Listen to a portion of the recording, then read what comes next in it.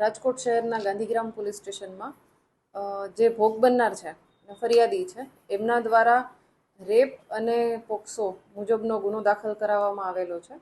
અને આ મુજબ જે આરોપી છે અરમાન સલીમભાઈ ગોદાણી, એમણે આ જે ભોગ બનનાર છે એને કોઈ પણ રીતે લલચાવી, ફોસલાવી અને એની સાથે ઇન્સ્ટાગ્રામ મારફતે કોન્ટેક્ટ કર્યો અને પરિચયમાં આવ્યા બાદ વારંવાર ભોગ બનનારની સાથે અલગ અલગ જગ્યાએ ફરવા જવાનું, ગોવા, મુંબઈ આવું અલગ અલગ જગ્યાએ ફરવા પણ ગયેલ છે અને ભોગ બનનાર સાથે દુષ્કર્મ કરેલ છે, જે બાબતની ગાંધીગ્રામ પોલીસ સ્ટેશનમાં ફરિયાદ નોંધવામાં આવેલી છે.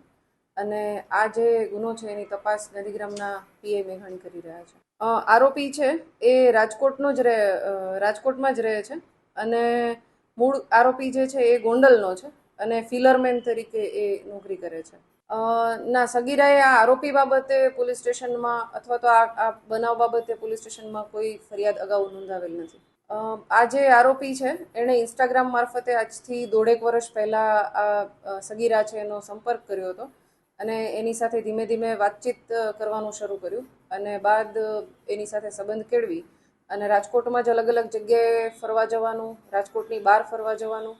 વચ્ચે એક વખત સગીરા જે છે એના પેરેન્ટ્સ સાથે કોઈ બોલાચાલી થઈ તો આરોપી એને પોતાના ઘરે પણ 4-5 દિવસ લઈ ગયો હતો અને ત્યાં રોકી રાખી હતી, બાદમાં મૂકી ગયેલો હતો. આ પ્રકારે વારંવાર એણે જે ભોગ બનનાર છે એની સાથે સંબંધ બાંધેલ છે અને દુષ્કર્મ કરેલ છે, જેથી તેના વિરુદ્ધમાં પોક્સો અને રેપ મુજબનો ગુનો દાખલ કરવામાં આવેલો છે.